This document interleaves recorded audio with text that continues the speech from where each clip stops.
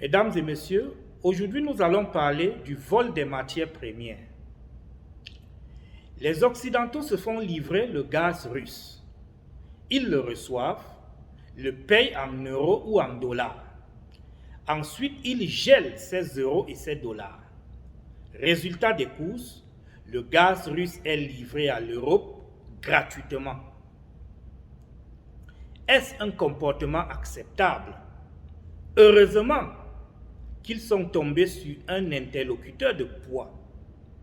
Mesdames et messieurs, je vous invite à écouter cette séquence vidéo. Personne ne peut nous vendre quoi que ce soit gratuitement et de même nous ne produisons rien gratuitement. Nous avons livré aux consommateurs européens nos ressources, le gaz ici, ils l'ont reçu, ils nous ont payé en euros et ensuite ils les gèlent ces euros. Alors, une partie du gaz livré en Europe, nous le livrons gratuitement de fait.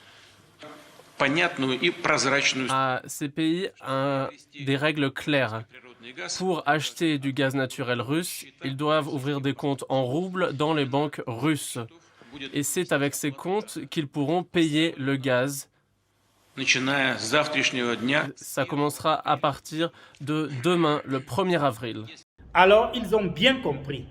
À partir du 1er avril 2022, pour acheter du gaz russe, les Occidentaux devront ouvrir des comptes en roubles dans des banques russes et acheter en roubles.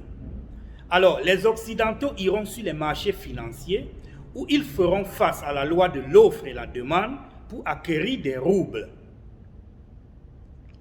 Il n'y aura plus de gaz russe en euros ou en dollars. C'est terminé. C'est à prendre ou à laisser. En cas de refus, les contrats en cours seront tout simplement arrêtés.